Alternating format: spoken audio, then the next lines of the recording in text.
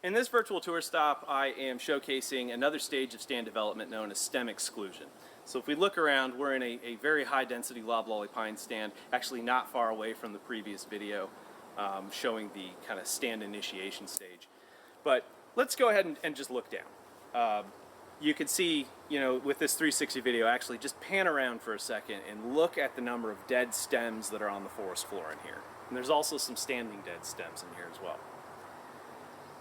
These stems have been excluded.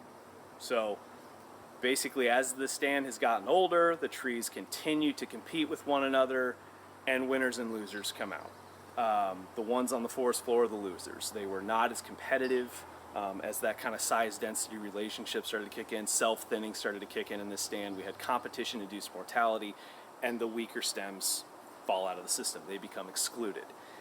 Another thing I do want to point out, though, is there is a hardwood component in here, like this big sweet-gum that's right behind me, as well as, there's some mid-story hardwoods kind of throughout the whole site.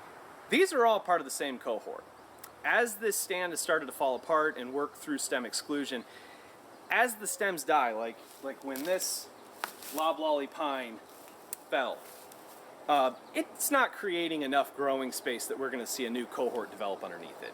We're not there yet in this stand. Instead, we're basically just seeing the surrounding trees just quickly occupy that growing space. So when we look at this hardwood, a lot of the stuff is actually the same age.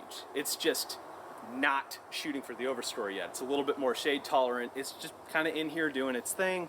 As the overstory starts to fall apart, we're going to see a lot more of that hardwood start to creep up and take over some of those canopy positions. But currently, as it sits now, this is a pretty good example of about an 18-year-old loblolly pine stem that's being managed at a pretty high density, too high of a density, honestly, starting to show stem exclusion.